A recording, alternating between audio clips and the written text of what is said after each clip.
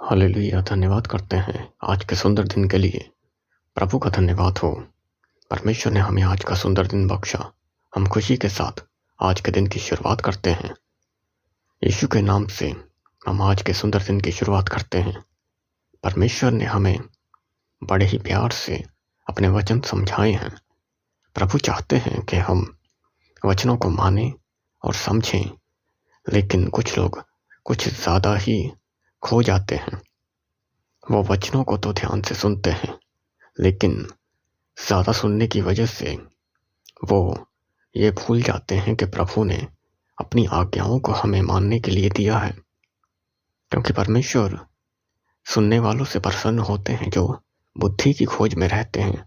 जो वचन को सुनने वाले हैं, प्रभु उनसे खुश होते हैं। लेकिन जो प्रभु की बात सुनकर और मान लेता है और उस पर अमल करता है, उसी से प्रभु खुश होते हैं। प्रभु को यही चाहिए कि प्रभु की बातें, प्रभु के वचन सुनकर लोग उस पर अमल करें। ये बात अच्छी है कि वचन को सुनकर और वचन की इच्छा और रखना, ये अच्छी बात है। लेकिन ज़्यादा वचन के पीछे ही भागना और वचन को अपने जीवन में पूरा ना करना, यह हमारी सबसे बड़ी कमज़ोरी बन सकता है। क्योंकि सब कुछ बराबरी में करना ज़रूरी है। हम किसी को कम या किसी को ज़्यादा नहीं कर सकते। सब कुछ एक बैलेंस में रखना ज़रूरी है।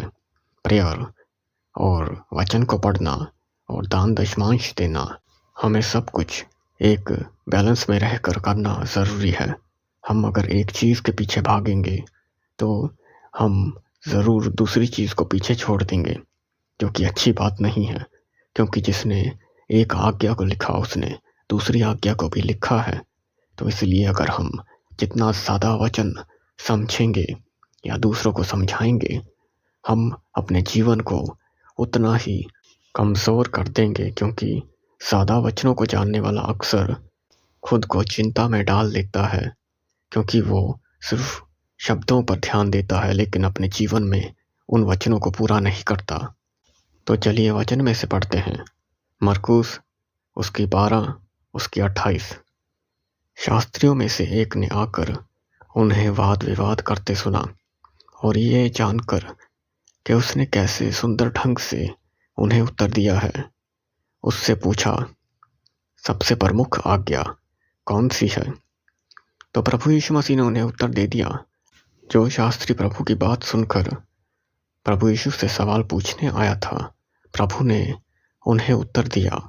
मरकुस 12 उसकी 29 आयत में प्रभु यीशु ने उत्तर दिया, प्रमुख आज्ञा ये है, हे इज़राइल सुन, प्रभु हमारा परमेश्वर एक ही प्रभु है, और तू प्रभु अपने परमेश्वर से अपने सारे हृदय और अपने सारे प्राण और अपनी सारी बुद्धि और अपनी सारी शक्ति से प्रेम करना।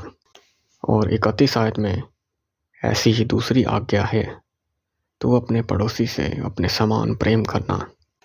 इनसे बढ़ के और कोई आज्ञा नहीं। तो ये बात सुनकर जो शास्त्री प्रभु यीशु से सवाल पूछ रहा था, वो सुनकर शास्त्री ने कहा, हे गुरु, बिल्कुल ठीक, तूने सच ही कहा कि वह एक ही है और उसको छोड़ कोई दूसरा नहीं। और वहीं पर आगे 34 आयत में प्रभु यीशु ने उनसे कह दिया कि तू परमेश्वर के राज्य से दूर नहीं। यहाँ तक कि वो शास्त्री प्रभु से वचन को समझने के लिए ही आया था, और वचन को समझने के बाद भी प्रभु ने उसे कह दिया कि तू परमेश्वर के राज्य से अभी दूर नहीं। तो इससे साफ पता चलता है कि चाहे कोई इंसान वचन के पीछे भाग रहा हो, अगर वो ज्ञान चाहता है या वचनों को ज़्यादा समझना चाहता है तो अच्छी बात है, वो परमेश्वर से दूर नहीं। लेकिन फिर भी परमेश्वर के करीब होने के लिए सिर्फ वचन पर ही, उसको सुनने पर ही, उसको समझने पर ही काफ़ी नहीं होना। उसको अपने जीवन में पूरा करना, ये सबसे ज़्यादा ज़रूरी है। सिर्फ सुन लेना और ज्ञान इकट्ठा करना, ये अच्छी बात है। लेकिन आज से हम प्रभु यीशु के नाम से वायदा करते हैं और प्रार्थना करते हैं कि आज हम वचन को सिर्फ सुनने वाले या फिर इकट्ठा करके रखने वाले नहीं, उन वचनों को मानने वाले, उनका प्रचार करने वाले बनेंगे प्रभु यीशु के नाम से। सर्वशक्तिमान खुदा के नाम से आज के दिन की शुरुआत करते खुशी के साथ। प्रार्थना की शुरुआत करते अपनी आंखों को बंद करें, अपने एक हाथ को अपने सर पर रखें। प्रभु यीशु के नाम से हम सर्वशक्तिमान खुदा के आत्मा को अपने जीवन के ऊपर मांगते हैं। पवित्र आत्मा हमारे सिर के ऊपर, हमारे परिवार के ऊपर, हमारे शरीर के ऊपर आए। पवित्र आत्मा कब्जा करे। पवित्र आत्मा का पवित्र सामर्थ्य हमारे ऊपर आए, हमारे परिवार के ऊपर आए, और वो पवित्र सामर्थ्य हर एक बंधन को तोड़े। प्रभु के फायर के साथ हम हर एक बंधन को तोड़ते हैं, हर एक बुराई को, हर एक बीमारी को निकालते हैं। हर एक बीमारी, हर एक दुष्ट आत्मा, हर एक नेगेटिविटी, हर एक गरीबी का बंधन, हर एक कमजोरी का बंधन, हर एक डर का आत्मा प्रभु यीशु के नाम से फायर के साथ जाता रहे। भागे प्रभु यीशु के नाम से। है डर के आत्मा, छोड़ प्रभु के बेटे बेटियों को और भाग प्रभु यीशु के नाम से। चल भाग यीशु के नाम से, चल भाग यीशु के नाम से, भाग यीशु के नाम से। प्रभु का फायर आपके डर को खत्म करे।